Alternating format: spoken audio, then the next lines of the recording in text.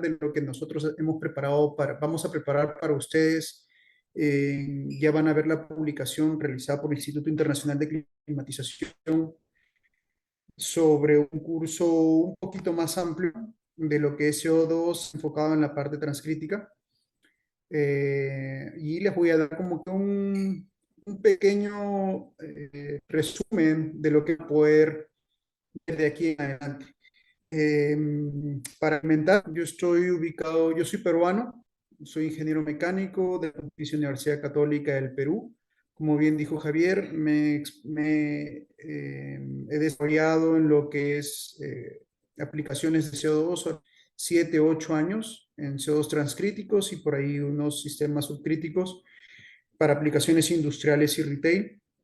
Mi ubicación ahorita es en Estados Unidos. Actualmente trabajo en la empresa Hill Phoenix. De repente por ahí la conocen algunos de ustedes. Se dedica a hacer racks de compresión. Y anteriormente por ahí algunos probablemente ya me han visto en algunos webinars en Sudamérica y en Latinoamérica. Trabajaba para Danfoss México, para toda la región aplicaciones de Latinoamérica, junto con mis compañeros localizados en otras bases, ¿no? En Chile, Perú, Colombia, Ecuador. Entonces, ahí también estaba a cargo de lo que era el CO2, los productos manejados por Danfoss. Entonces, lo que vamos a ver hoy día es más o menos un poquito un preámbulo de lo que podremos encontrar hoy en día y lo que se viene, ¿no? Por eso les comentaba en el chat qué es lo que ustedes esperan de un curso de refrigeración con CO2. Nosotros tenemos algo preliminar, pero nos gustaría saber el feedback de ustedes mediante el chat.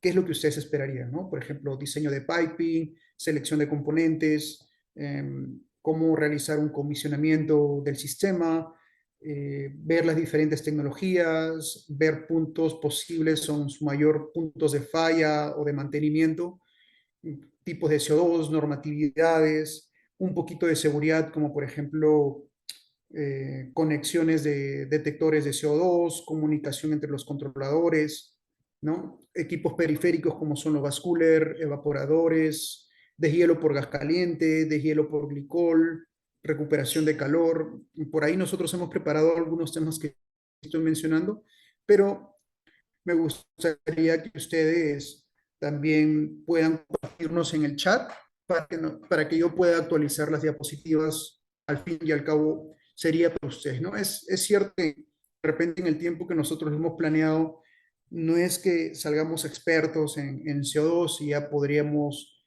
diseñar un rack completo, pero sí le vamos a dar los conocimientos y las herramientas para que ustedes puedan ir a campo, hacer un diagnóstico, puedan profundizar con su equipo de ingeniería y ya tener más o menos una visión por dónde podría ir, por ejemplo, una selección de compresores y un diseño de tuberías, ¿no? Contemplando cargas térmicas, retornos de aceite, viendo los tipos de hielo que hay disponibles según la inversión que quiere el cliente, ¿no? Entonces, dicho esto, vamos a hacer un tópico del CO2 en de repente unos 40 minutos, media hora, para poder abrir el micrófono o hacer algunas consultas y poder tomar sus opiniones, ¿no? O sus preguntas. ¿Sí? Entonces, empezamos. Voy a apagar la cámara para que esto se vuelva un poquito más ligero y por ahí la conexión, como va a ser un poquito inestable, porque va a caer una tormenta y hay bastante lluvia, probablemente va a haber un poquito de interferencia. Entonces, para que esto no se corte, y por ahí quedo atento, Javier, si es que se entrecorta o está un poco inestable, me avisas, por favor, amigo. Perfecto, estoy al tanto.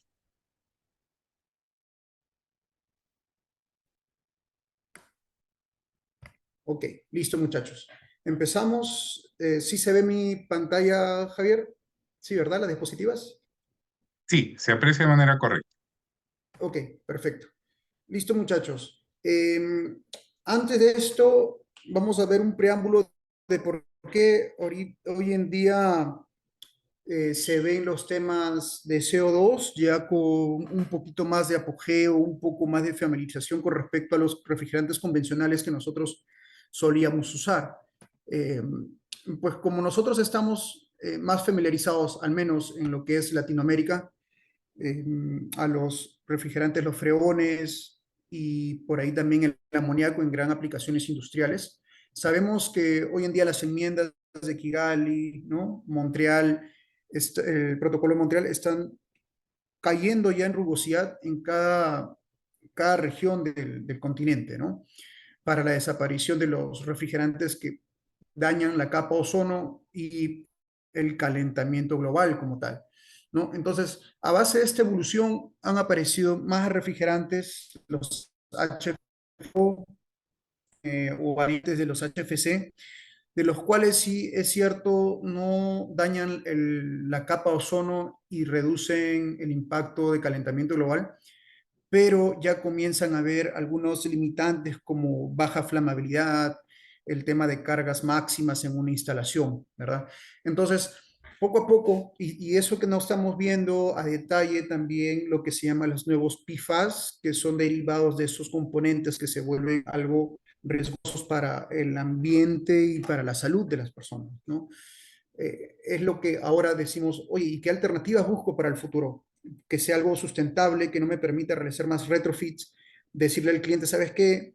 De aquí a esta instalación te va a durar 10 años, pero de aquí a 10 años vas a tener que volver a realizar un cálculo para tus tuberías porque vamos a utilizar otro tipo de refrigerante, vamos a tener que cargar o de repente tu refrigerante va a costar más, ¿no? Por el tema de la legislación.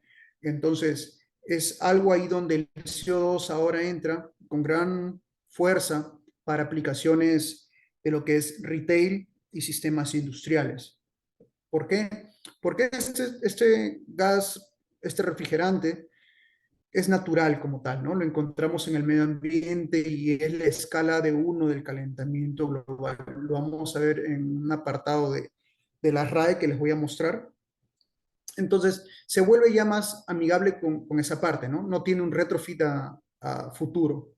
Y es eficiente como tal en su aplicación. Vamos a ver en las aplicaciones de recuperación de calor y aplicaciones transcríticas para refrigeración. Entonces, siguiendo con esta diapositiva, aquí yo les he presentado unos refrigerantes naturales, que son el amoníaco, el CO2, el agua como tal, el R718. Si en verdad el agua no lo utilizamos en forma a vapor para refrigeración, sino como agua helada, también se considera un refrigerante natural. El propano, que es muy eficiente, pero tiene su flamabilidad como tal, al igual el butano, el R600, y no he puesto el isobutano, ¿verdad? Y el aire, que obviamente es el refrigerante principal para poder hacer las transferencias de calor en nuestras cámaras, ¿verdad? Este refrigerante natural es el menos eficiente, por eso es que removemos cantidad de aire como tal, y aparte es gratis, ¿no? No pagamos por utilizar el aire. Y los refrigerantes sintéticos que nosotros ya estamos familiarizados, el R22, que ya en realidad se saca del mercado. El Perú tiene algunas regulaciones, pero no lo estoy tocando aquí ahorita porque nosotros, ahorita los presentes, de repente no están familiarizados con las regulaciones del Perú, pero sería bueno que nosotros nos haya enviar, por ejemplo, las regulaciones de Colombia, las de Ecuador, de Chile, Honduras, qué posturas están tomando, ¿no? Para que esto sea en el curso un poquito más diverso para todos y podamos tener el calendario. Aunque hay unos calendarios genéricos, cada país también toma su postura, ¿no? Nosotros en el Perú tenemos un calendario con Produce para el tema de la reducción de consumo ya de los HFC, ¿no? Y la entrada de los HFO. Entonces tenemos aquí también los refrigerantes R404, el R407, el R134A y el 1234IF, que son los HFO. Y esta línea de tiempo de refrigerantes lo coloqué porque es algo un poquito más de reflexión. Dice que en los años 1834 aproximadamente se utilizaban los refrigerantes naturales. En este caso el CO2 es un refrigerante antiguo, por si acaso no es como tal un refrigerante nuevo que se ha puesto hoy en día, ¿no?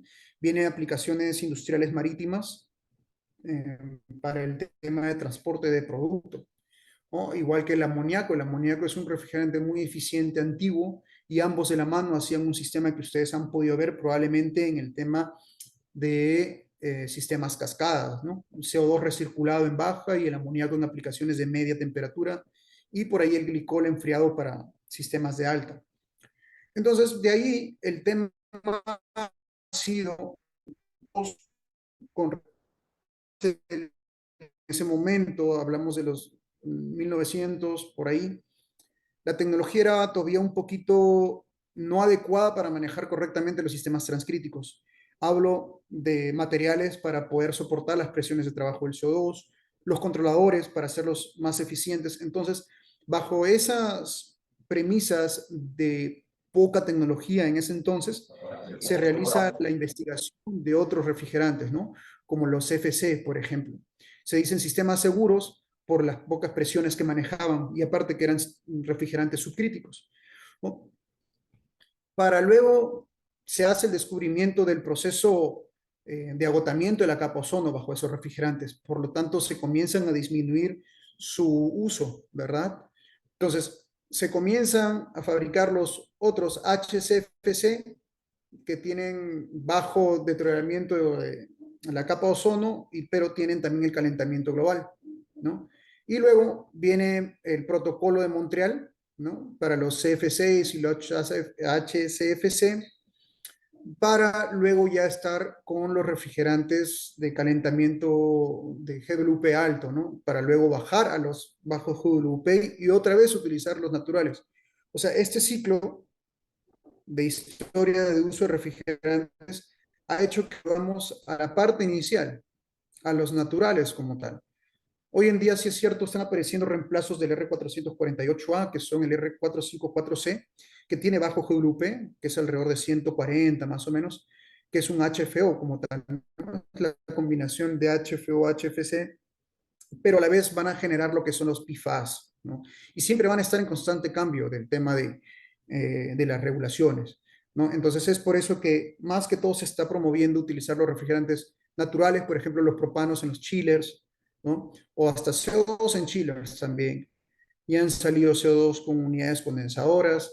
Entonces, más que todo para bajar ese uso de los refrigerantes que estamos utilizando hoy en día y que se busca reducir. Un ejemplo es Europa, ¿no? Que ya empezó ahorita, Europa nos lleva años luz en tema de tecnología de refrigeración. Si nosotros queremos aprender refrigeración muy bien, de buen nivel, le recomendaría mirar todo lo que hace Europa, porque tienen la última tecnología en los sistemas avanzados de refrigeración. Es ahí de donde nace Danfoss, perdón, el CO2, por ejemplo. El CO2 en Dinamarca es prácticamente un nicho de la alta tecnología y de ahí ha ido migrando a los demás países, ¿no? Entonces, si vemos, por ejemplo, dos marcas representativas de lo que es refrigeración, en Dinamarca tenemos a Danfoss y Advansor, que son las marcas líderes en lo que es tecnología de CO2, que a la vez trabajan juntos como tal para investigaciones de los recursos. Ya se están viendo hasta bombas de calor de CO2 para aplicaciones donde se requiera disminuir el consumo o quema de combustible, ¿verdad? Entonces se vuelve una alternativa. ¿Y por qué no aplicarlo en Latinoamérica, no? Por ejemplo, Sudamérica tiene los Andes, lugar de montañas donde se pueden utilizar las bombas de calor, ¿verdad? Entonces es un tema nada más de poder acercarse un poquito a la tecnología con los fabricantes y poder tener un poquito más de know-how de cómo funcionan los sistemas. Bajo esta premisa, es un poquito, como le dije, de reflexión, ver cómo está la tendencia de los refrigerantes y para poder estar preparados a lo que viene. ¿Por qué el CO se ha vuelto una alternativa a la refrigeración como tal?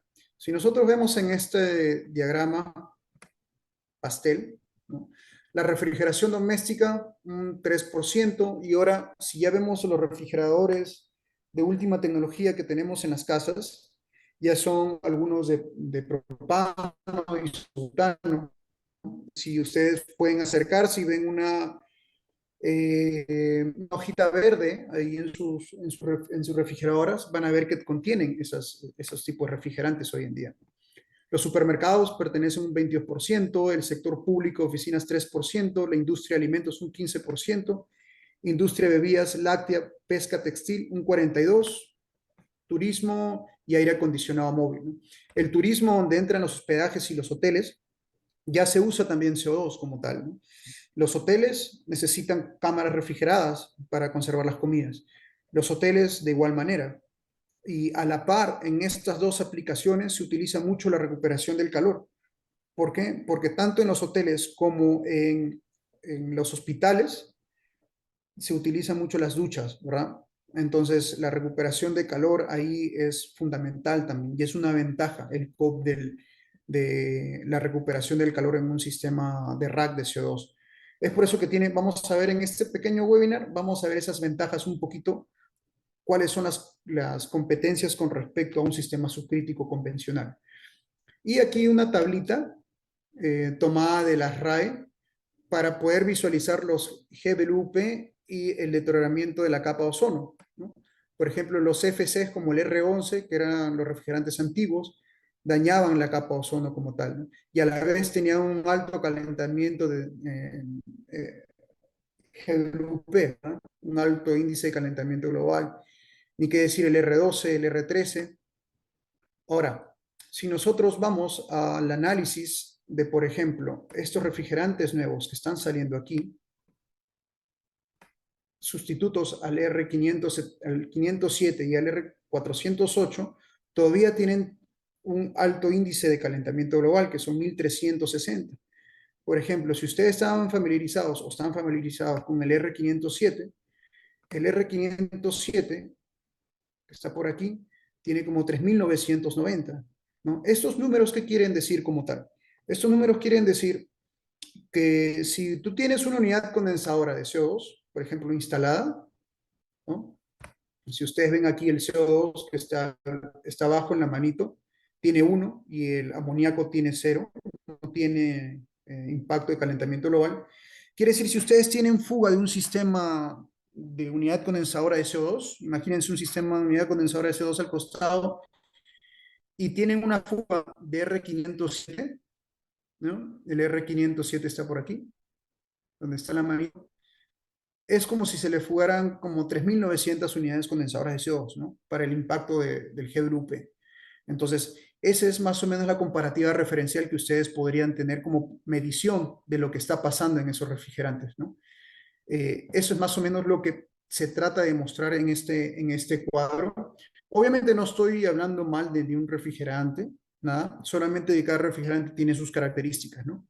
Y es bueno saber el porqué de las tendencias que van cambiando hoy en día y lo que vamos encontrando. Y ni qué decir acerca de las tuberías y la cantidad de refrigerante que uno va a utilizar con respecto a uno y al otro. Eso lo podríamos ver en un momento.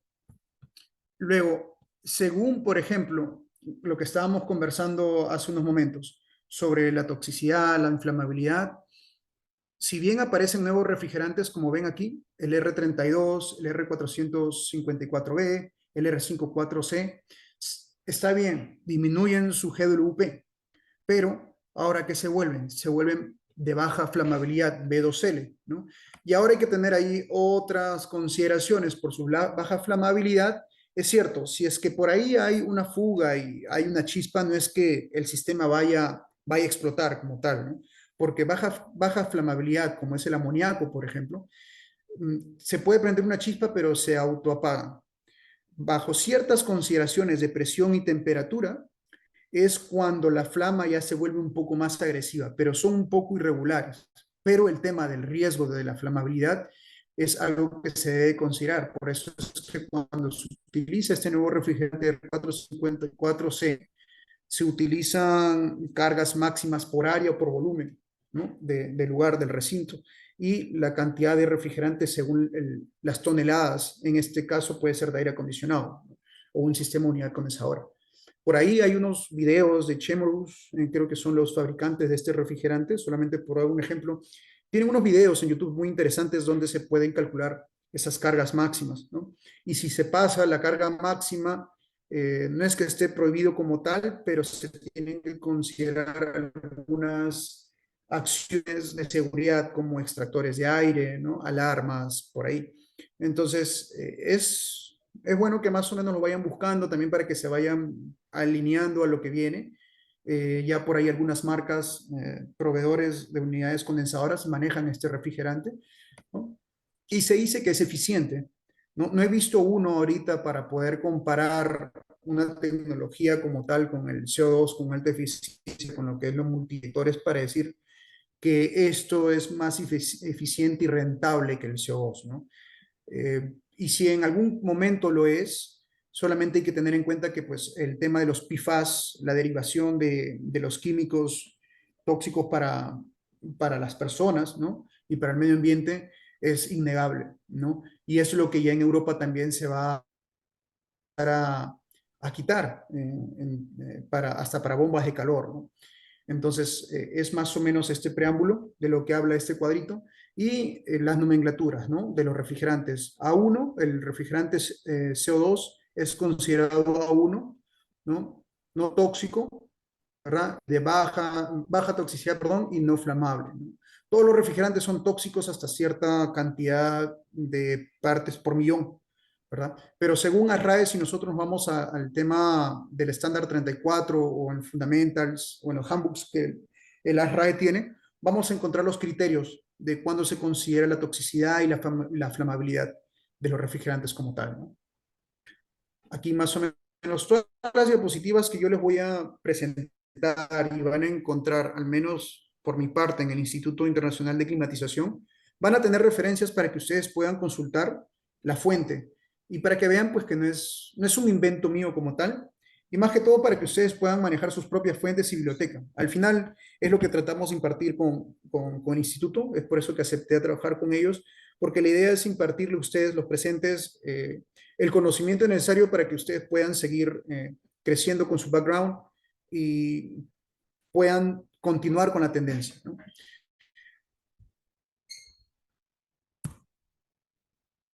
Esto es más o menos ahora un poquito de comparación para los que están familiarizados con el amoníaco para aplicaciones industriales, por ejemplo, cervecerías, empresas procesadoras, warehouse, coolers grandes, ¿no?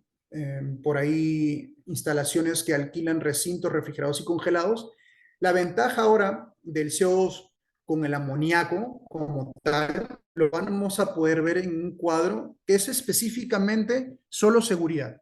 No estoy viendo eficiencia, no estoy viendo instalación de tuberías, compresores, solamente estoy viendo el tema de seguridad. Porque si nos vamos a poner a hablar tema de eficiencia entre el amoníaco y el CO2, el amoníaco es el rey de reyes de refrigerantes, ¿no? Por ahí que se empalmaba casi en eficiencia con el R22 en aplicaciones de media temperatura, pero cuando el amoníaco pasaba a ser dos etapas para aplicaciones de baja y media, se volvía más eficiente que el R22 ya para aplicaciones de baja temperatura, ¿no? Entonces, no voy a hablar de la eficiencia en este webinar, solamente estoy enfocando las partes por millón, ¿no? Las partículas por millón que vamos a encontrar que son tolerables en una instalación por un operario, ¿no? O por una persona que esté en dicha instalación haciendo mantenimiento, un levantamiento de ingeniería. Por ejemplo, ¿qué dice, no? Que a 1 a 20 partes por millón de amoníaco se puede detectar por olor. Es por eso, muchachos, que una instalación de amoníaco, su ventaja es que cuando hay una fuga, todos los compañeros que están aquí, de repente mis colegas, muchos tienen experiencia en amoníaco, se puede detectar. Y es fácil, porque si uno camina por la instalación y huele algo de amoníaco, dices, uy, aquí hay fuga, y ya te diga solamente ver en esa área donde huele, dónde está. Puede ser una brida de una bomba, puede ser una tubería, una soldadura de una válvula, ¿no? Entonces es autodetectable. Es por eso que dice de 1 a 20 se detecta. Si alguien por ahí me dice, oye, Aldo, yo he visto instalaciones recirculados, inundados con HFC, ¿verdad? ¿Y se puede hacer? Sí, se puede hacer. Te diría que sí, solo que va a ser muy costoso el tema de gastos operativos, porque cuando hay una fuga de un HFC, de una instalación muy grande, similar a amoníaco, es un dolor de cabeza para el cliente y para el equipo de operaciones. ¿Por qué? Porque hay que estar llenando de no sé cuántas veces al mes balones o cilindros de refrigerante, el que ustedes quieran, 507, R22, porque como no son detectables, no pueden encontrar la fuga. Entonces, cada vez se van quedando sin refrigerante, no se llega a temperatura, entonces es un dolor de cabeza encontrar las fugas en esos tipos de instalaciones, ¿no? Y a pesar de que el costo por kilogramo de esos refrigerantes está carísimo a comparación de los de amoníaco y CO2, que un promedio, un refrigerante sintético está entre 7 a 12 veces el CO2 y el amoníaco. Entonces, para que más o menos saquen su cuenta, ¿no? Continuamos. Mayor a 25 partes por millón, se activa una alarma audible y visual y se hace una notificación de monitoreo. A 50 o un 0.005% hay una ligera irritación de la membrana mucosa, o sea, de la garganta, de la nariz, ya es cuando lo inhalas, ¿no? Mayores a 150, se comienza a alarmar al personal y activar los sistemas de extracción de emergencia, ¿no? Donde ya se encuentren ubicados estos sistemas de extracción. De 300 a 500, esto, por ejemplo, 0.03, 0.05% es en volumen. Por ejemplo, si ustedes se encuentran en la sala, en su oficina, en donde ustedes estén tomando el webinar, imagínense el 0.03% del volumen de la cámara, es casi nada, ¿no? Entonces ahí ya se comienza a tener una marcada irritación de la piel, ojos, tracto, ¿no? 700, posible lesión inmediata al ojo, la retina. 1700 ya hay un dolor de pecho, edema pulmonar, ¿no? De 2500 a 6500 ya es mortal en 30 minutos de exposición, ¿no? De 10.000 alrededor ya es mortal en unos pocos minutos, obviamente, y mayor a 40.000 ya hay un apagón de toda la instalación, ¿no? Se apagan los compresores, bombas, se cierran las válvulas, ¿no? Que no son parte del sistema de emergencia. Entonces, si ustedes ven el amoníaco, el único problema que tiene es su toxicidad, ¿no? Entonces, de ahí el tema térmico, termodinámico del amoníaco es fenomenal. El único problema es que cuando ya tenemos una instalación hecha de amoníaco y la urbe va creciendo, esa localidad se va llenando más de población, ya se va volviendo una restricción para esa instalación como tal. Yo personalmente les voy a hablar aquí de Estados Unidos, porque en Estados Unidos se está optando por la migración de instalaciones de amoníaco hacia CO2 por los seguros. Aquí el que tiene seguro en Estados Unidos se vuelve rico. Los seguros por tonelaje de amoníaco crecen tanto que el cliente ya prefiere de repente penalizar su ineficiencia de una instalación de amoníaco y pasar al CO2, porque dice, ¿sabes qué? Con el CO2 me voy a librar de multas, me voy a librar de que vengan los bomberos y se clausure mi instalación, los seguros para que no incrementen, ¿no? Aparte que es un refrigerante amigable con el medio ambiente. Les voy a contar una experiencia. Me tocó cotizar un proyecto aquí en Estados Unidos que un cliente quería utilizar una cámara de ráfaga de amoníaco. Ya le había tocado los años de cambio, pero esa cámara tenía un sistema recirculado de un evaporador, ¿no? De aproximadamente, si no me equivoco, eran de 63 toneladas, ¿no? Dos serpentines montados uno sobre el otro. Y el cliente nos mandó la solicitud y nos decía, oigan, quiero un sistema de CO2 de expansión directa que me dé al menos 62 toneladas con las mismas dimensiones. Y yo de arranque, cuando recibí la solicitud, le dije, mira, te voy a ser sincero, uno, el amoníaco es más eficiente. Por expansión directa y tú lo tienes recirculado, para las mismas dimensiones no vas a tener la misma capacidad. Y el cliente me dijo, oh, ¿por qué? Obviamente, cuando un sistema es de expansión directa, nosotros sabemos que cierta superficie del evaporador se va a penalizar en lo que es recalentamiento. Por lo tanto, se va a penalizar su capacidad frigorífica. Entonces me dijo, oye, entonces cotízamelo como un sistema recirculado. Ok, te lo voy a cotizar como un sistema recirculado, pero no te aseguro tener la misma capacidad de 66. Él quería hasta 100 toneladas con las mismas dimensiones. Y dicho y hecho, fui con el proveedor de los evaporadores y me dio menos de la mitad, o sea, menos de 30 TRs en un sistema recirculado. Me dio aproximadamente 27 toneladas de refrigeración, ¿no? Con las mismas dimensiones para un sistema de CO recirculado, para que más o menos saquen sus cálculos de qué tan eficiente puede ser el amoníaco, ¿no? Entonces, ese es un poquito de desventaja del CO2 como tal. Obviamente son refrigerantes termodinámicamente distintos, ¿no?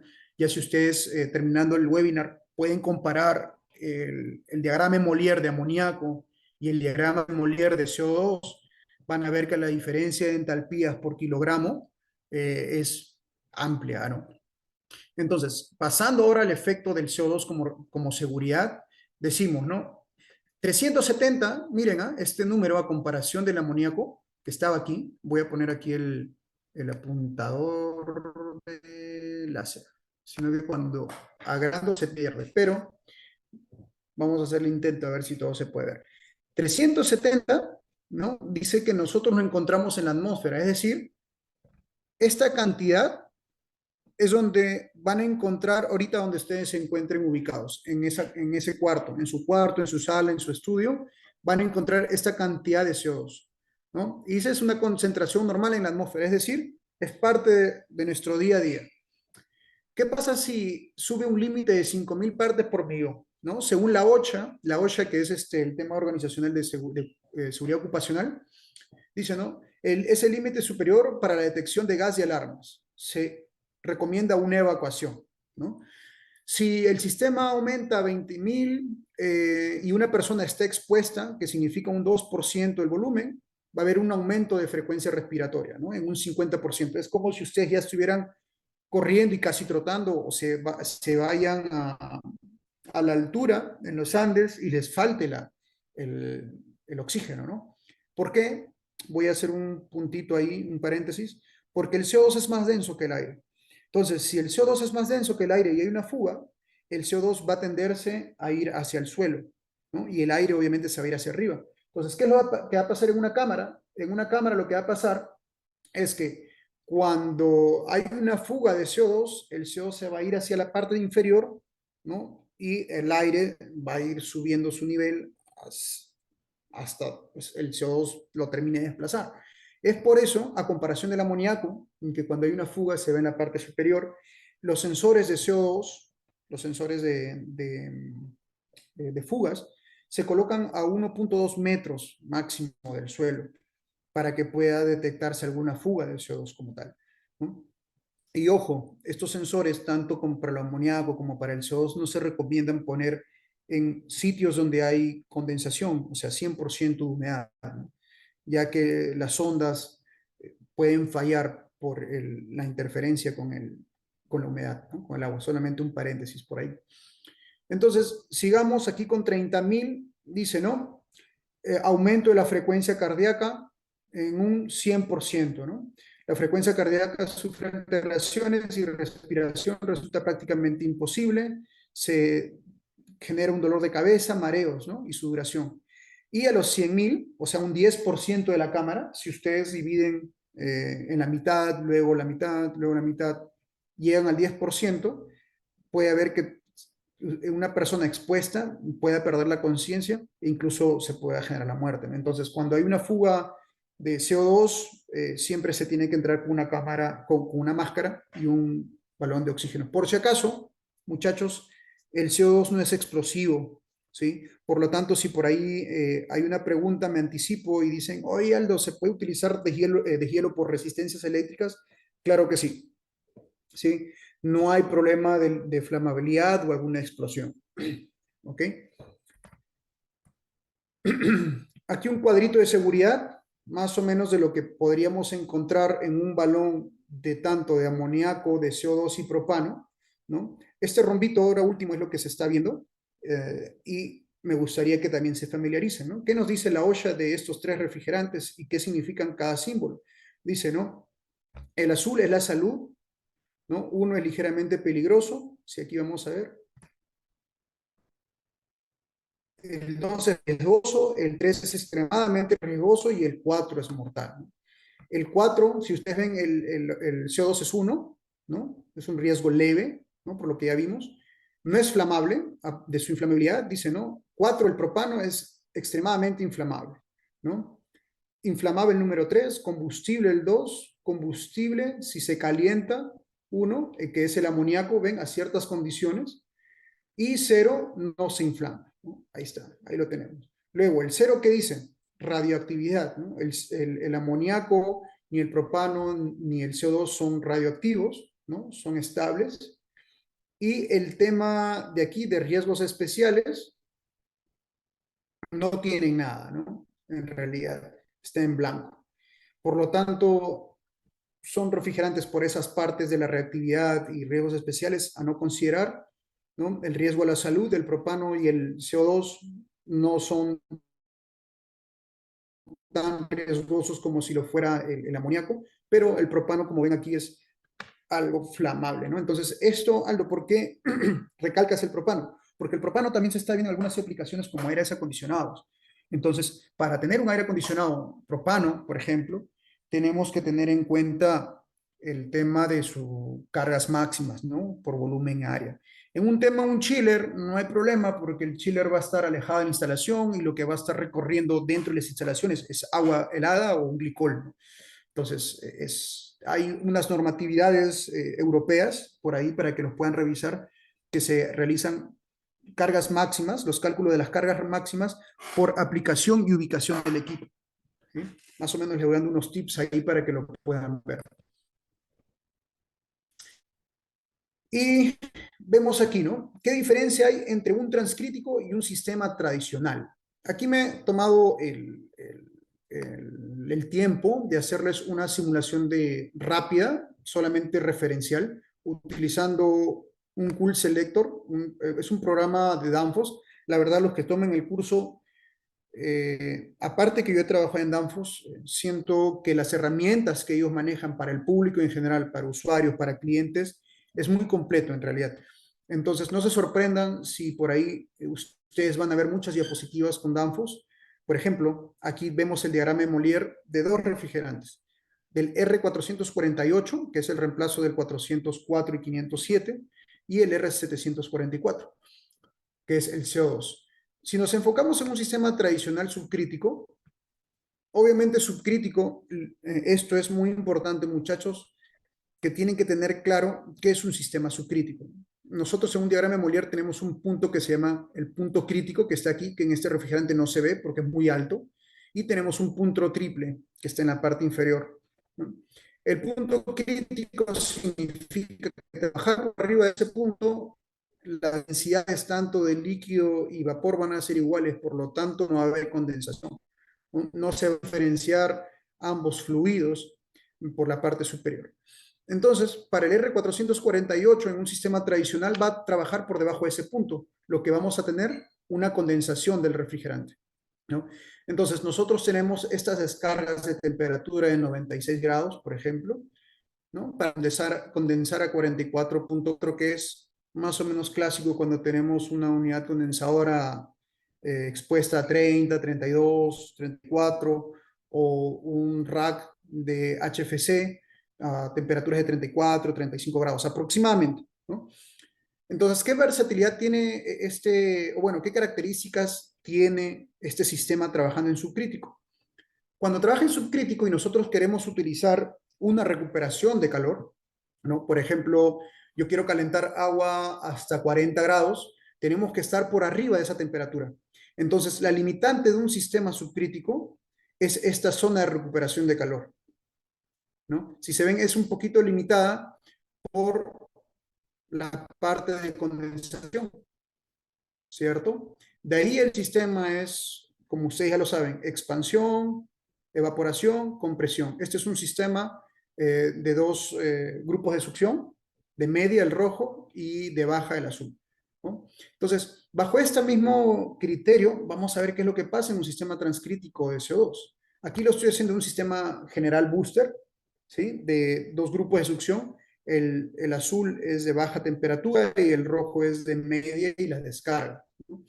Entonces, al trabajar por arriba de este punto crítico que yo les comentaba, y yo quiero calentar la misma cantidad de agua a 50 grados, ¿no? O a 40 grados, yo tenía que estar por 50. Si son observadores aquí, voy a alejarlo un poquito más, la región de uso de recuperación de calor en el CO2 por trabajar en zona transcrítica es mucho mayor, si se dan cuenta, ¿no? Miren cómo se vienen las isotermas, ¿no?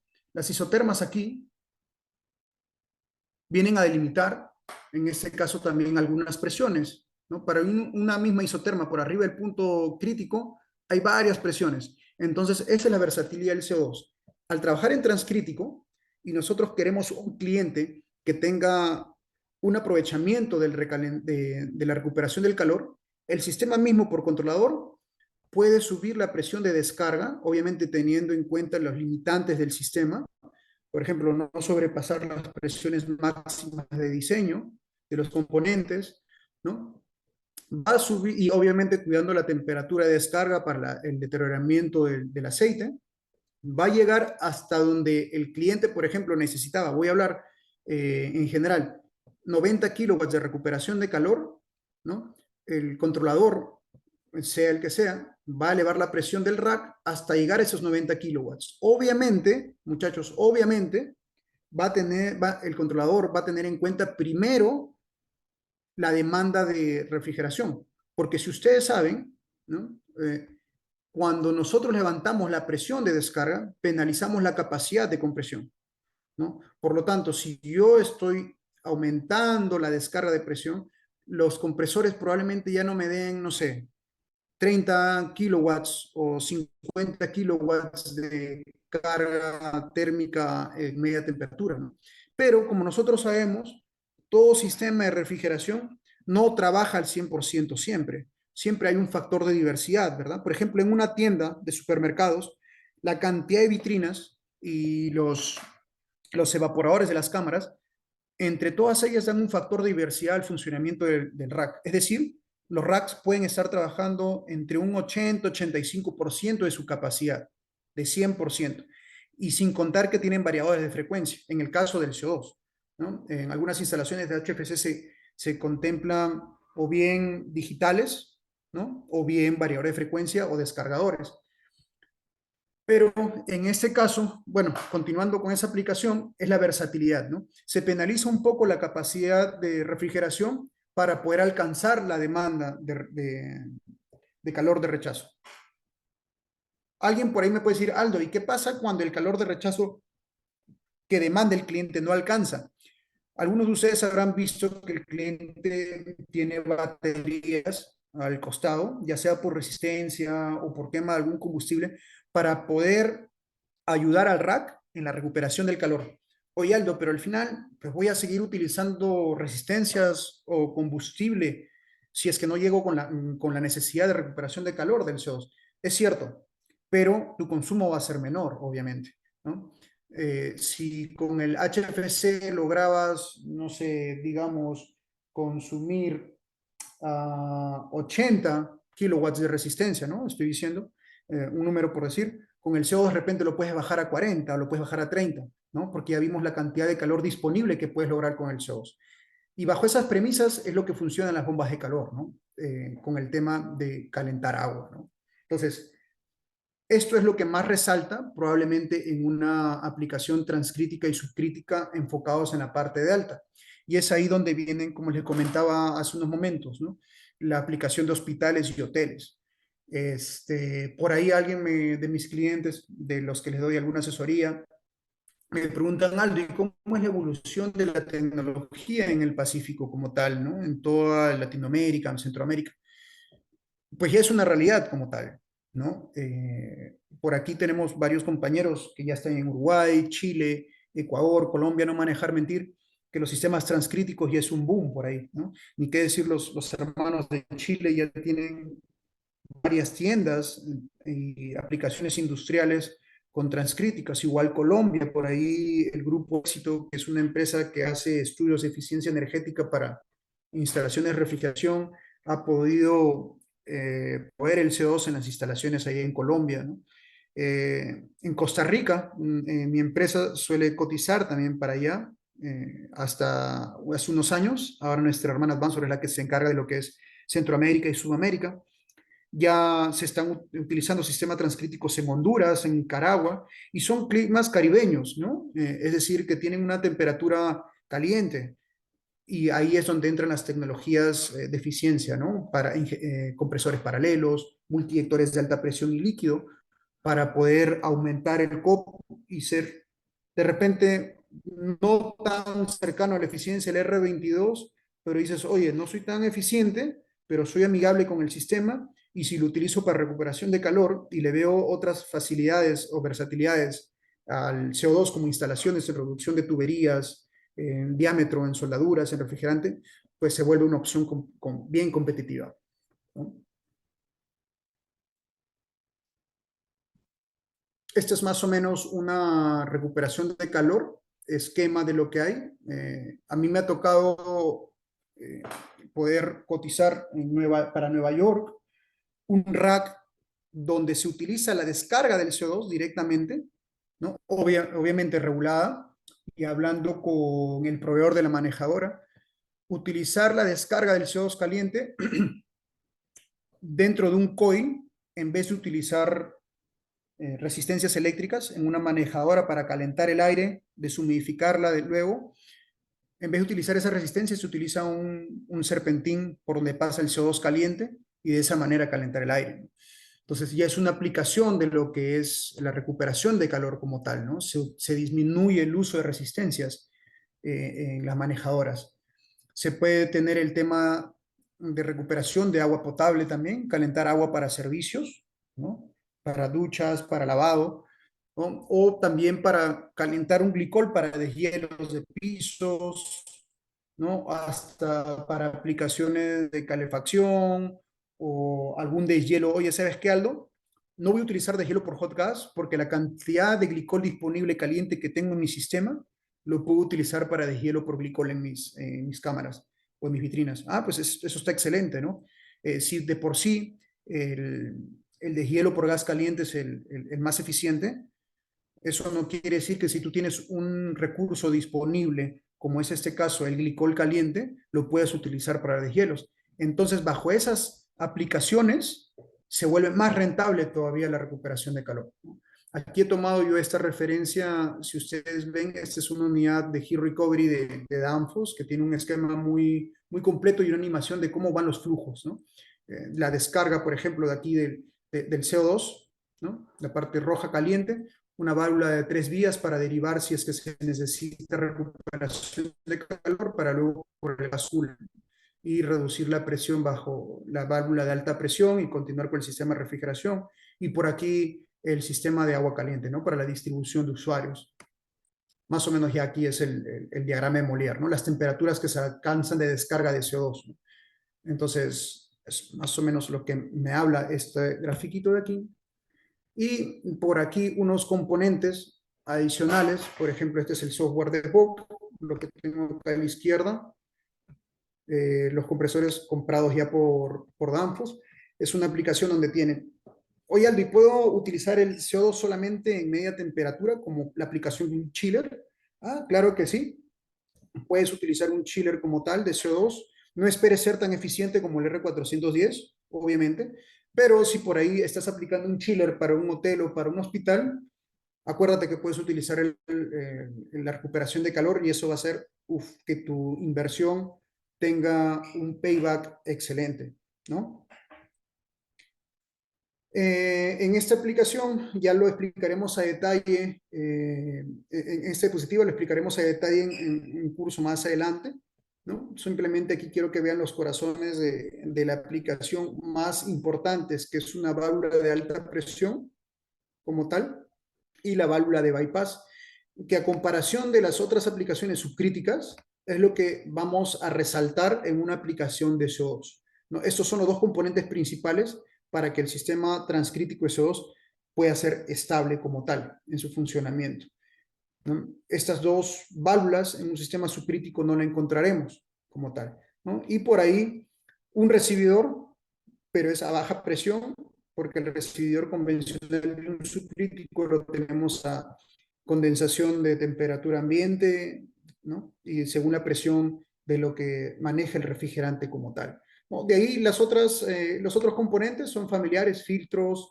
válvulas de expansión, válvulas de servicio, válvulas check y compresores, obviamente, para que el sistema de refrigeración sea completo, ¿no? Ahora, la única diferencia con esos componentes son las presiones de, ¿no?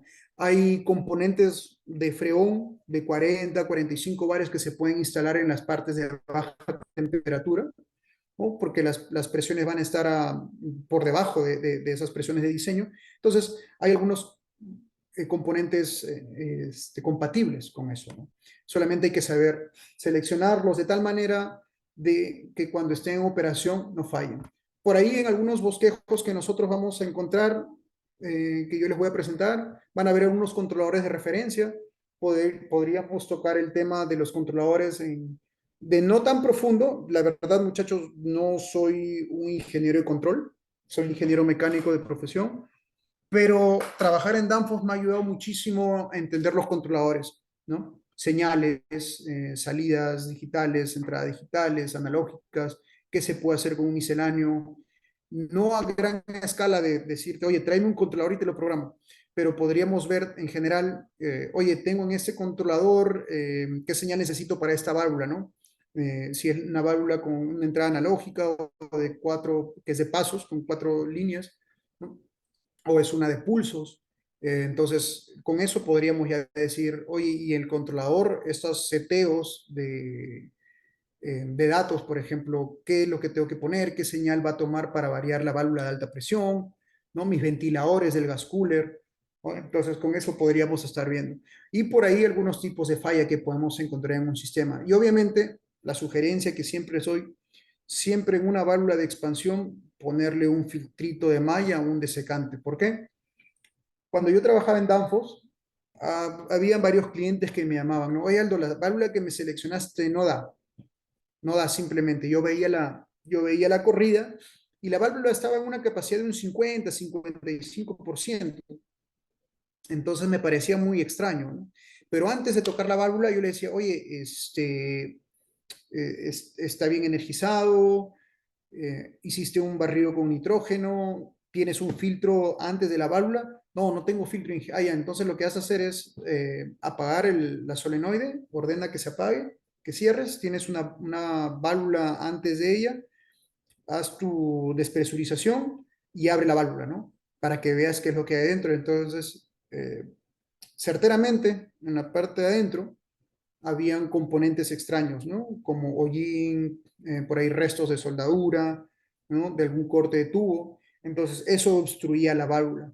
Y cuando ya se hace la limpieza adecuada, otra vez, ¿no? Se vuelve a realizar el arranque del sistema, pero otra vez se volvía a taponear, o no obviamente de la misma cantidad, porque acuérdense, un comisionamiento, los filtros después de una semana se tendrían que checar, ¿no? Después de el primer arranque, ¿no? Ya se está dando los taponeos de los filtros como tal. Entonces, esa primera semana es fundamental para que el sistema esté operando adecuadamente, ¿no? Por ahí también cuando se utilizó un multiyector, fui a visitar una tienda y me dijeron, oye, Aldo, mira, hay fuga de aceite por los vástagos de los coils. Y sí, había efectivamente fuga de aceite, que es lo que había pasado. Los multiyectores tienen un filtro en la parte delantera y eso se cambian, y ese filtro se cambia después de 3 semanas de arranque o antes, ¿no? Dependiendo qué tan sucio se encuentre el sistema. Y yo les pregunté al cliente, ¿no? Oye, y por si acaso este filtro lo has cambiado, ¿cuánto ya tiene operando el sistema? O no, ya tiene más de un año. ¿Y en algún momento cambiaste este filtro? Y me dice, no, no, nunca lo cambié. Entonces, ¿qué es lo que había pasado? El filtro se había saturado y ya obviamente habían pasado partículas hacia el interno del bloque del multiyector. Y como el multiyector es un bloque con lleno de toberas internas, ¿no? Se habían desgastado los juegos que hay internamente entre ellos, ¿no? Entonces, ¿qué había estado pasando? El aceite había estado retornando, como es natural, por el arrastre de flujo másico, y por el juego que había, se estaba saliendo el aceite, ¿no? Entonces, ¿qué se tuvo que hacer? Cambiar completamente el multiyector, ¿no? Entonces, esas cositas, no solamente por CO2 hay que ser cuidadosos, simplemente es una buena práctica de instalación de refrigeración en general, sea amoníaco, sea R410, sea un aire acondicionado de casa, sea una instalación con 507, una instalación retail o industrial. Entonces, esas buenas prácticas de instalación se deben siempre manejar, ¿no? Tu correcto barrido de nitrógeno para evitar el hollín o quemadura interna de las tuberías de cobre, ¿no? En este caso, si estamos utilizando sistemas Freon. Entonces, es más o menos lo que yo les traigo por el momento, y con esta última diapositiva cerramos para mostrarles más o menos las variantes. Por ahí me decían un sistema subcrítico. El sistema subcrítico lo vamos a tocar en unas horas en el curso para hablar sobre lo que es un poquito de amoníaco en la parte de alta temperatura y CO2 en la parte de baja, ¿no? Ver los componentes que se pueden utilizar en el intercambiador, un poquito de eficiencia comparativo con otras tecnologías. Este es un sistema de CO2, de amoníaco, ¿no? Ahora, ¿qué es lo que viene por aquí? Este es el tema de transcrítico de un sistema de CO2 con multiyectores, ¿no? Un multiyector de alta presión, en este caso, por arrastre de flujo másico, se manda ese flujo másico diferencial a un recipiente, que es el flash tank, que ya lo veríamos en su momento, qué significa detalle ese nombre, y con un compresor paralelo, ¿no? Para arrastrar ese flujo másico que se ha puesto en este recipiente y reducir la relación de presión, como lo vemos aquí, ¿no? Esta es la compresión de media temperatura de los compresores de media temperatura y la relación de compresión de los paralelos. Y de esta manera se genera el ahorro energético, ¿no? Acuérdense, menor relación de compresión, mayor COP, mayor eficiencia, ¿no? Y por ahí algunas variantes que ya me ha tocado por ahí cotizar aquí en Estados Unidos son sistemas transcríticos bombeados, ¿no? Recirculados en sus aplicaciones. Siguen habiendo compresores de media y paralelos como tal, según la aplicación que sea. La diferencia es que nosotros vamos a tener bombas recirculadoras en las aplicaciones de media temperatura, sean evaporadores, ¿no? O blast coolers. Y en las aplicaciones de baja temperatura también las bombas, ¿no? El cual van a querer un separador y de aquí necesitas un recuperador de aceite para que el aceite retorne a los compresores, ¿no? Y no se quede el aceite inundado por aquí y hayan problemas de falla de lubricación, ¿no? Entonces, esa es la versatilidad de lo que hay en CO2. Por ahí un cliente me preguntó, oye Aldo, pues, ¿qué solución me ofreces para esta instalación? Yo le decía, ¿no? El CO2 es tan versátil que se va a adecuar a lo que en realidad necesites, cuánto quieras invertir y qué tipo de aplicación tienes, ¿no? Y otra cosa, hay que tomar en cuenta también las temperaturas ambientes. Por ejemplo, les hablo de todo lo que es Sudamérica, tenemos los Andes, no es lo mismo tener una aplicación cerca de la costa, por ejemplo, en Cartagena, o por ejemplo, Guayaquil, o Lima, o Santiago, ¿no? Que estar en las montañas, ¿no? Por el tema del frío, de qué tan bajas temperaturas se puedan llegar y los grados y las temperaturas alrededor de 28, 30 grados no sean tan recurrentes, ¿no? Entonces, la aplicación, el payback que te va a dar el diseño de ese rack no va a ser lo mismo, ¿no? Entonces, vas a invertir un montón en tecnología, pero vas a ver que el retorno de inversión se va a dar en 5, 6, 7 años. Si tú me decís, Aldo, pues compré algo alto de alta eficiencia, pero la inversión se me está yendo, ya voy 4 o 5 años y la inversión no la estoy viendo. Ah, lo que pasa, ¿por qué? Porque si compraste tecnología para un ambiente caluroso y lo pusiste en un clima donde es frío, pues eficiencia va a haber, pero la recurrencia donde es más eficiente en altas temperaturas, probablemente es por eso que el payback se está yendo tan largo. Entonces, por ahí alguien me decía, Aldo, quiero tener un rack, ¿no? Estándar para todo mi país. Entonces le decía, es un poquito complicado. Solamente presentar la opción que uno tiene y al final el, el challenge o el reto para los ingenieros de proyectos es hacer el estudio energético anual de estos sistemas, ¿no? Para poder presentarle al cliente qué es la mejor solución. Por ejemplo, hay aplicaciones adiabáticas en la parte de alta, ¿no? Los adiabáticos son, como ustedes lo conocen, condensadores que utilizan agua para mojar los pads y de esa manera reducir la temperatura del aire que va a entrar al coil para reducir la presión.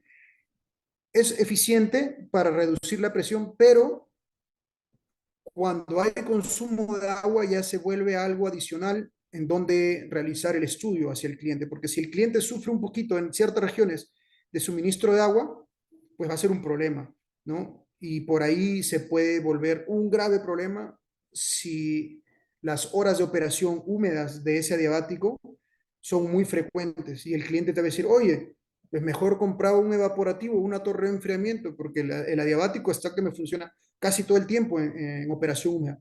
Entonces te puedes meter un problema, ¿no? Le dijiste, oye, pero querías eficiencia, sí, pero era para que me compartas también el consumo de agua, ¿no? Entonces no hay que abusar de una tecnología como, pero son las tecnologías que existen hoy disponibles en el mercado para lo que el cliente pueda necesitar, ¿no? Entonces, nuestro trabajo como ingenieros de aplicaciones, ¿no? En proyectos, revisiones técnicas, es darle ese alcance y evaluar cuál es la mejor opción para lo que el cliente necesita, ¿no? Y eso es lo que vamos a tratar de plasmarles con el Instituto Internacional de Climatización en unos meses.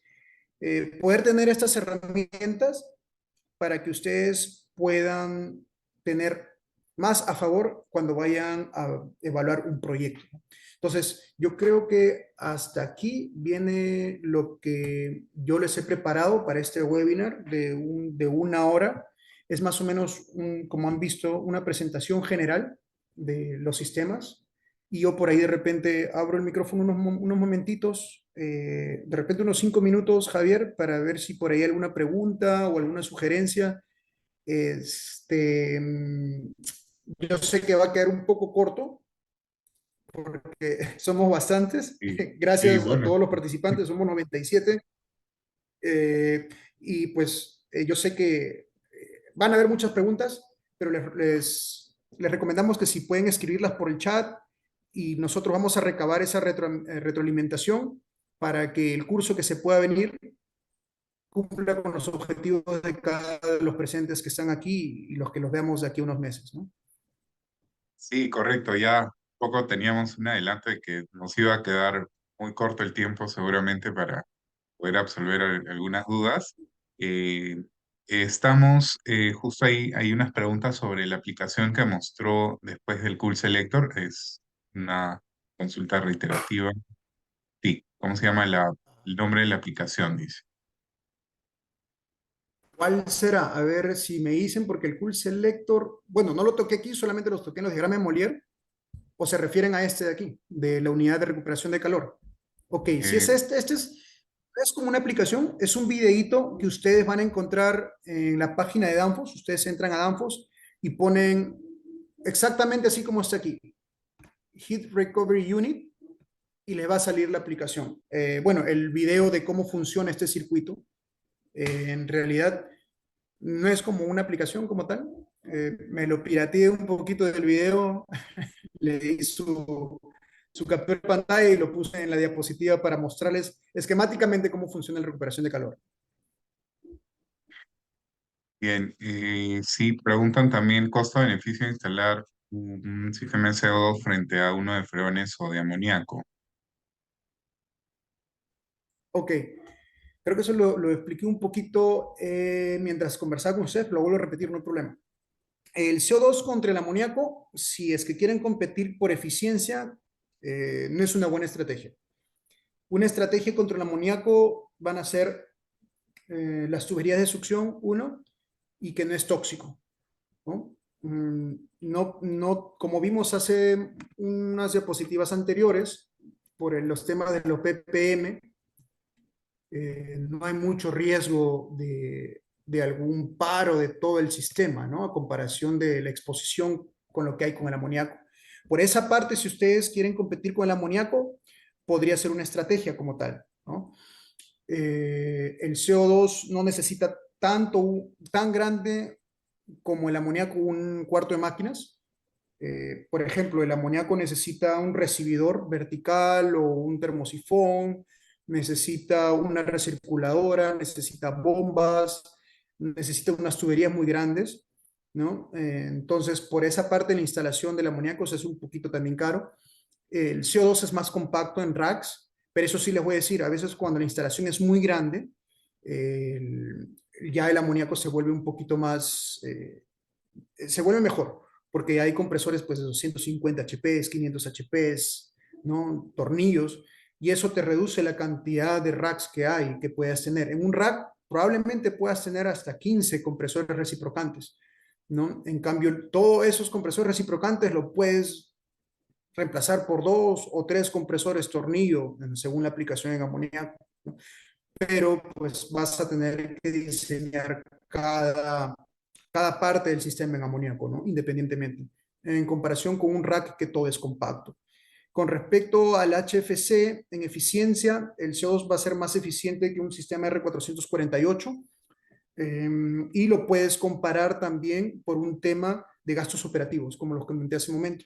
El tema de fugas se hace un dolor de cabeza para el tema de gastos de operación para estar adquiriendo boyas de refrigerante.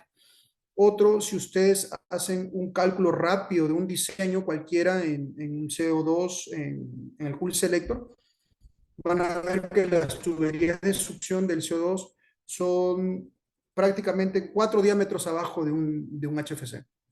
Entonces, eso es, ¿qué refleja eso? Refleja cantidad de refrigerante, cantidad de soldadura, tiempo de instalación, soportería, aislamiento.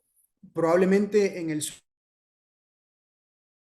CO2 tengas cobre en baja, pero ya tuviste que mirar a acero al carbón en HFC, ¿no? Entonces, eso se vuelve una ventaja directa del CO2 con respecto al HFC. No sé si por ahí le contesté al amigo que nos preguntó. Gracias por las preguntas, muchachos. Se ven que están bastante participativos.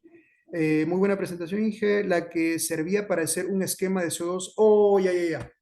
Excelente. Creo que ellos estaban preguntándome, Javier, por este software de aquí, de acá. Si el compañero Sebastián Zapata está conectado todavía, si me pregunta por este software, es el software de Vogue, ¿no? Es otra de las marcas alternativas de lo que es Bitzer. Este software en realidad lo pueden, si ustedes tienen un distribuidor Danfoss en el país donde se encuentren, pueden solicitarles a ellos el software. Es un macro Excel para poder seleccionar compresores. Vogue también tiene su software en línea para poder seleccionar los compresores que ustedes necesitan. Entonces, por ahí más o menos es el software que yo estoy mostrando aquí con este diagrama. ¿Qué más por ahí? A ver, vamos a leer las. Y el Ingeniero, hilo de Freo. por acá está Diomer de Danfoss. Sí, Hola, Diomer. hola Diomer, ¿cómo estás? Buenas noches, amigo, por tu lado. Bueno, pensé que iba a participar. Por aquí está, así que cualquier consulta también nos la pueden hacer saber y por ahí tenemos a un contacto en la marca Danfoss. Ingeniero, usted me Ok, indica, ya estamos sobre la hora, me comentó que tenía también otro pendiente por ahí. ok. Yo creo que sí, ya es, bueno, aquí mis Sí, horas ya son 9:10, se adelantado una hora, pero Javier, ahí todas las preguntas que no le hemos podido contestar, te pediría que si hay un Excel con sus datos, yo puedo responderles a cada uno de ellos, claro. o si también puedo dejar mi número WhatsApp o mi correo para que ellos también me hagan llegar sus preguntas, no hay problema.